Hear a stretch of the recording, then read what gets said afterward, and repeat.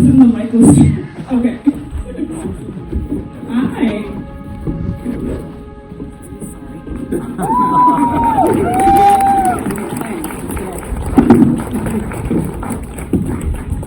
This is the director, Titus. André Holland. André. And John Earl Jelks.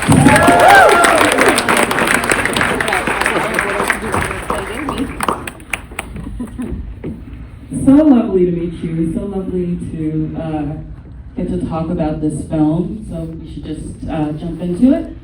What made you decide to make this film? Because it's quite a leap to go from painter to filmmaker, and so could you talk a little bit about that? Sure. Can I borrow your mic? Yes. See, yeah. All right. First, thank you all for being here. We really appreciate you sticking around and watching the movie. As you probably guessed, this is definitely a labor of love. The film is based on my story, and I started the project because I had gotten to a point with my sons that I could no longer say, when you get older, I'll tell you more. My 17-year-old is heading off to college next year, so it felt like time enough to help him understand where Daddy came from. So I started writing, and it started as not a script at all. It was really just a narrative that I was trying to share with my sons. And I would wake up in the morning and I would write, and then I would take my kids to school, and then I would go to the studio, and the writing inspired paintings and drawings. So I started drawing. So by the time I got done, I had a full narrative and I had a full body of paintings, and it became clear that it wanted to exist in some other form, and film is the form that it needed to exist in.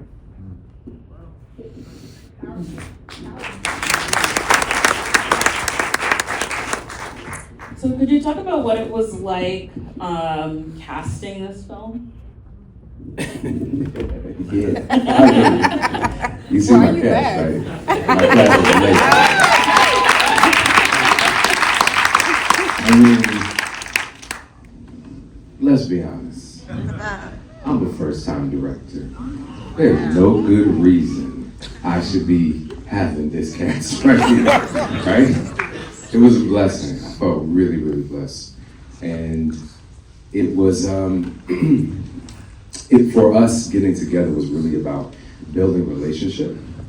We talked about the script, obviously, but it wasn't like I needed to, show them anything. These people know how to do their work.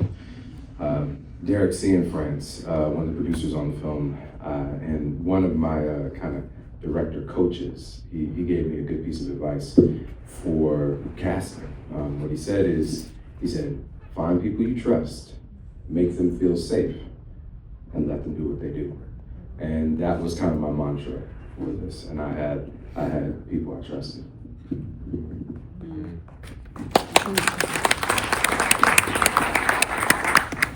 So André and Andra, what was it like working together?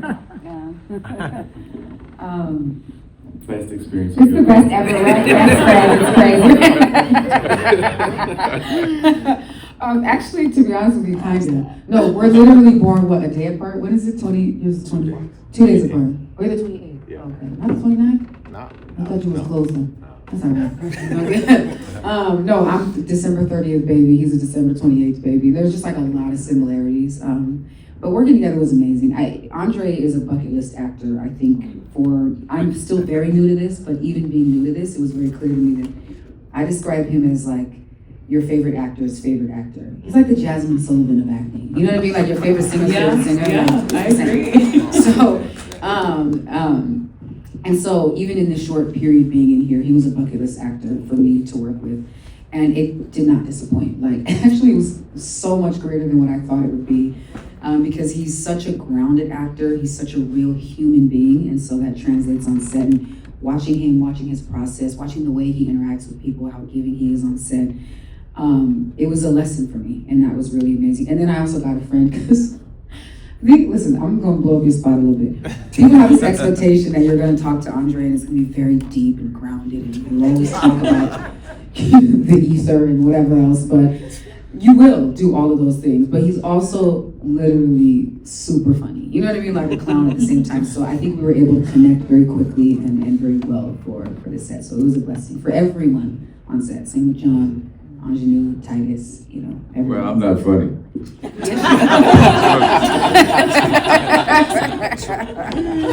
You're funny acting. No, but yes, it was an amazing experience.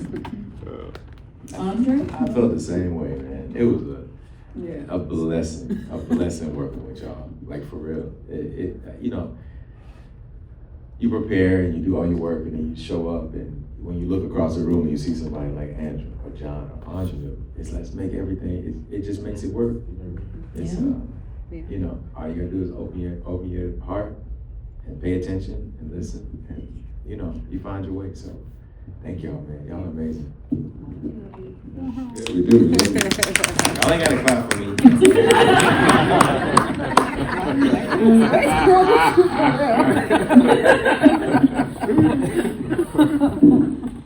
John, what was it like working with everyone? It was crazy.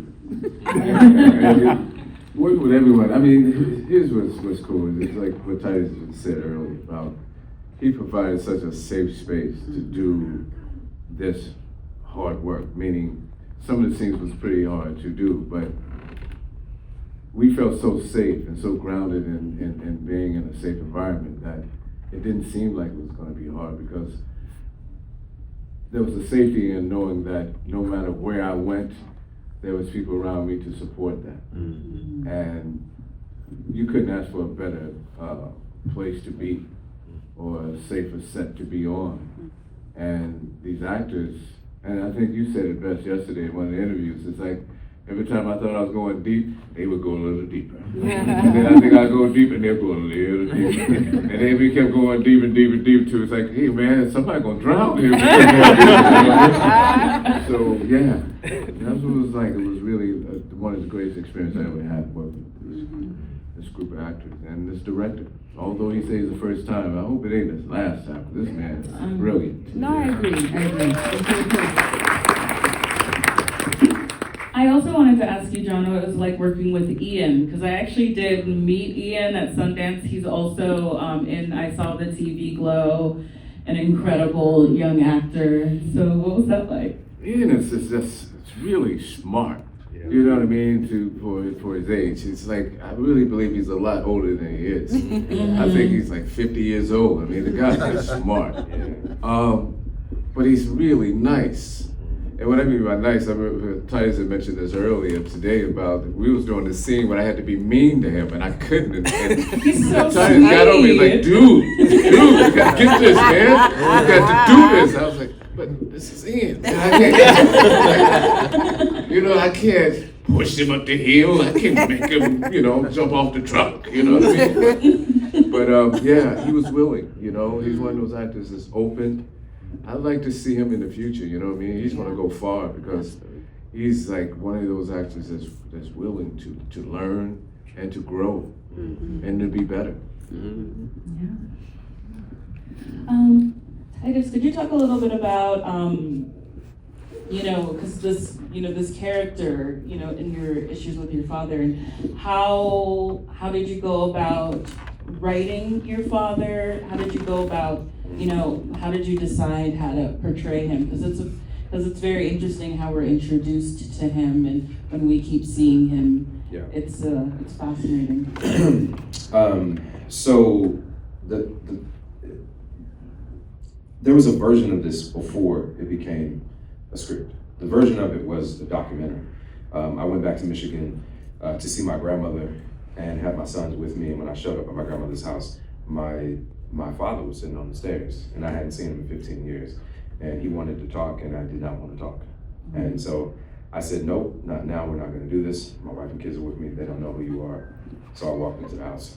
I got in the house, gave my grandmother a hug, and my father followed me. Now this is my maternal grandmother, so I was very surprised that he walked into her house. It made me very upset, but I wasn't gonna be disrespectful in front of my grandmother. So I told him he needed to leave, and my grandmother said, baby, you need to talk to him. And as I always say, I don't know about your relationship with your grandmother, but my relationship with my grandmother is one where she says something and you do it. So there's no debate. So I'm sitting there trying to figure out how I am going to have this conversation that I do not want to have. And I have a camera over my shoulder because I came to photograph my grandmother for a painting I was gonna make. So I said on the fly, you wanna talk to me? I get to film you. There's a lot that you have to account for. My bet was he was gonna say no. He said, be at my house in 15 minutes. I said, damn, that didn't work. So I went to his house, and the scene that you see in the basement is almost directly from the documentary. So that was kind of how that started, how the whole project started. When I started writing my father, it changed my relationship to my father. So as a young man, if you had asked me, I would have told you that my father is the villain of my narrative. But when I sat down to write, you have to be honest. You have to recognize that you have to ask yourself, why is this character doing this thing? What does he want? And as I had to ask myself those questions as an adult, I realized that my father is as much a victim of the circumstances as anybody in the narrative. So I hope when you watch the film, you don't feel LaRon as a villain. I don't think he is. I structured the film where we actually get to him kind of first. We get to know his story first. And that's important so that you care. You actually care about him. He's not just, I actually fought with one of my producers about this. The idea was like, we need to stay with Terrell. We need to stay here with Terrell. We should not be going to LaRon right now. And I said, no, that's not what I want to do. I want to make sure that by the time we get to this conversation about forgiveness, you are actually feeling the struggle too. Like you understand why he shouldn't, and you understand why he should at the same time. So. Yeah. Meeting him so. Indeed. I went to Black church, so y'all can talk back if you want. Thank you, sister. Appreciate it. Yeah, amen.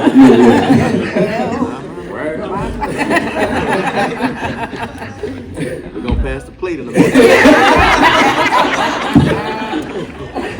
Well, I feel like we should just go ahead and do audience questions now. So, anybody? All right. Yeah, I have a question. Andre, I did some background work with you on the Knick. Hey! And a couple times we sat at lunch, we talked a little bit about baseball, but one of the things that you told me, if I remember correctly, is that you were primarily raised by your mom in Alabama, is that right? Well, both my parents, but yes, in Alabama. Okay, because I just wondered what it was about the script and the relationship between you and your mom and the character's mom in this movie that drew you to want to do this film. Well, I have an extraordinary mother, who has, without whom I wouldn't In be. the Justice Department. Say it again? Did you work in justice? She did a lot of social justice work. I like you. Right, and he listens to people talk, right? Right, I like that. Amazing. Yeah, she did a lot of social justice work coming up, and worked on the voter education project for many years, and worked with Andrew Young and Julian Bond. And she's very, very, just an amazing person. But and I see a lot of my mom in Ingenue's character in this movie. You know, without Ingenue's character, without the mom's insistence, and without Andra's character, Aisha's insistence, this healing, this like confrontation would never have happened. And that's very much true in my own life. Like the women in my life have always like guided me in the right way. And my dad was amazing as well, like extraordinary. But yeah, thank you for the question, man. And thank you for remembering all that. We had a good time, man. Right. Next question. It's not so much a question, it is a praise, because the experience of Black people in America sometimes is very shallow on film. And what you did was create a human experience, and it just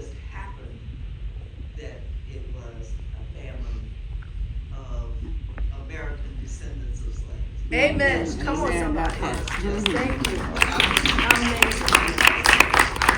The truth, when I sat down here and I was like, oh, Lord. another, oh my goodness, I'm colored.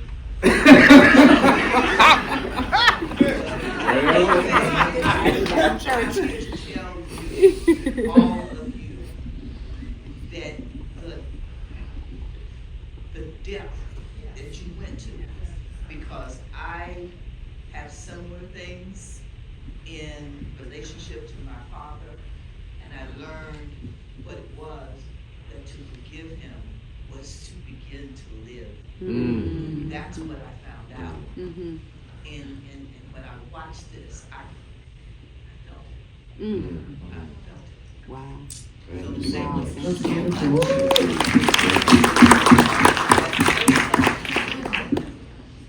and not just a caricature of humanity. Thank you. I have a question. I love the movie. It was just amazing. It was so funny because when I saw the trailer weeks ago, I told my wife, we got to see that movie. I don't care. And she's a member of SAG, so she surprised me. I didn't know we were going to see it. My question is for Andra. I follow your music. I follow your films. So when you decide to do a role, do you struggle? Am I going to bring the singer, or am I going to bring the actress? Am I going to tell my voice, my singing voice, shh, be quiet, we acting? Or when you're acting, do you tell the singing voice? I mean, when you're singing, do you tell the acting voice, all right, you got to be quiet, I'm just doing a straight singing song? And you were amazing as Billie Holiday. Oh, thank you so much. How do you Thank you. make that decision? Who you going to bring to your work? That's a really good question. First of all, nice work. You know what I mean? The surprise. All right. I think. Well, I have singing Tourette's. I can't ever tell a singing voice to be quiet. She never shut up. But yeah, no. I think that I think it's a yes and a no. I think that they are different worlds, and so there is a part of me, my team knows if I'm doing a movie, I do have to compartmentalize to a degree. Like I have to kind of shut everything down in the music world, and I need to just focus on doing the work in the script and with the director and with the cast. And then same thing sort of with music, but the similarity with both of them is that, when I'm doing music and if I want to connect with an audience, whether it's a live show or whether I'm recording, if I want to really connect with people, I have to be super, super present, and I have to be vulnerable, and I have to be, you all know that uncomfortable feeling of like, I look crazy, I look stupid, I'm very open, I'm very vulnerable. That is the same sort of headspace I need to be in for both music and for acting. But I do, as far as projects, actual physical work that I'm doing, I do prefer to give myself wholly to one thing or to give myself wholly to another thing. So yeah, it's kind of the same and different. Thank you. That's a good question. Thank you. Hello, my name is Jourdain Somerville, and I just watched the film with my 19-year-old son. And I'm in an incredible, great space in my life, and I've always given to other people.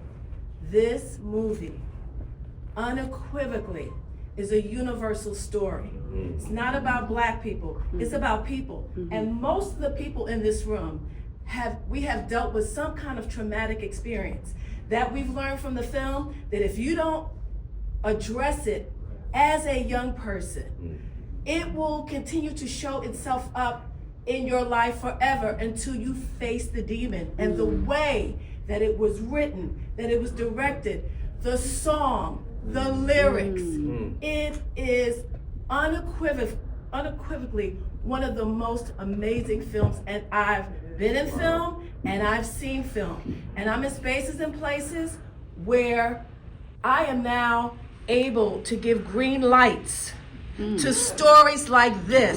Because in the end, we are all part of the human race. And we can allow the devil to continue to divide us. This is a really crucial point in America. It's about democracy. This film unleashes. If we each do the work that we should do in our lives, we won't have things in the world that are happening now. we're correcting it. So this film, for me, I can't even express to you what it has done for me. I am forever changed. Forever. It is amazing. This here, man, so wow, this is great. Yeah. Can you start? Yeah, I see like a bunch of hands back there. Let's get somebody from that corner that way. Yeah, can't tell. There's a couple of people back. You started. There we go. First of all, I want to thank you for the film and congratulations to you and the cast for this amazing film. And as it was mentioned, it's such a universal story. It's very timely, with everything that's going on. And I was talking to a friend a couple nights ago about the same topic, of forgiveness and how we each define forgiveness and what it means to each of us, And I'm just, the question I'm wondering is, how has your definition of forgiveness and understanding changed from before you wrote the film to now? Because this just gave me a different kind of point of view on what forgiveness might mean, and how I interpret it myself. So I'm just wondering, like you and the cast, how has your view changed, on this topic of forgiveness, and that's. Do you want me to answer that? Yeah, you do that one. My definition of forgiveness changed as I was writing this project. As I said, for so long I held my father in my head as this villain. Didn't take the time to understand why he was going through what he was going through. What were the societal circumstances that led to those particular actions that he was taking. I also realized through the writing of this film, because words mean things, that there's a difference between forgiveness and reconciliation. We often conflate those two things, and they're not the same thing. A friend of mine, Christian A. Smith, says forgiveness requires the renegotiation of our boundaries. And I don't think that we really function that way. We don't think about it that way. If you were raised how I was raised, forgiveness means forgive and forget. But when we ask people to forget in that way, we are telling victims that what happened to you doesn't really matter that much, and that's not okay. So I don't really believe in telling people. I don't believe in telling people that. I now recognize, for me, through the process of writing this film, that forgiveness can mean, and means for me, that I can say to you, I don't hold anything against you anymore. I'm not carrying this burden, I'm not carrying this weight, I'm leaving it right here. You don't have a debt to me anymore. You are free. But I'm going that way, and your path is taking you that way, and that's okay. That doesn't mean an unforgiving heart. That means that I recognize that even though I've forgiven you, we may not be good in relationship together. I can forgive you and still recognize that we shouldn't be together.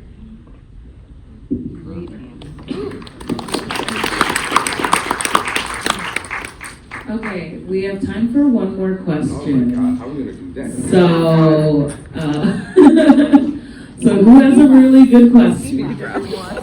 Oh, speed round. We can get everybody. Speed round. Oh my God. Okay. There's somebody in the back in the center.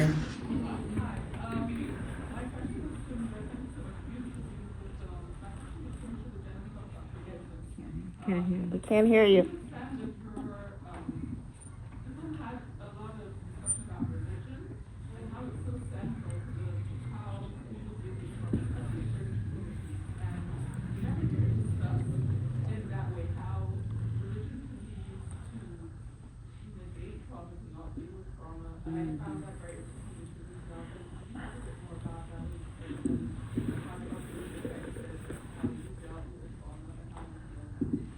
She's asking about the relation with religion and trauma, and how religion can deny trauma. So Doesn't my deny it, but yeah. So there's a line in the scene where LeBron says, your grandfather was a minister, but your grandmother was a singer. My grandfather was a minister. My father, before he fell, was a minister.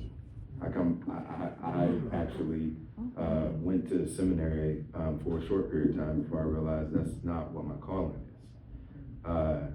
So I've been having these conversations for a very long time. The people who love me most in the world are believers, period, unequivocally. Those are the people who love me most in the world. The reason I am here on the stage is because of believers, for sure. But I watched my father and my grandfather not practice what they preached. And so I got to a point in my life where I had to be able to distinguish between what really made sense to me, what I was seeing being walked out and what I was reading in the book, but what really made sense to me. The story of Abraham and Isaac that you see in the film is a classic example of that. I had heard that preached from the pulpit my entire life and didn't think much about it, actually. It was a story that was supposed to be an example of the faithfulness of Abraham. And then my son was born. And they put him in my hands. And that story didn't make sense to me. There's no justifiable reason for a knife to your son's throat. And so I just decided at that point my doubt was okay, and I was just going to be honest about the things that didn't make sense to me. And so it's not about disrespect to faith. It's about being honest about what's going on for me.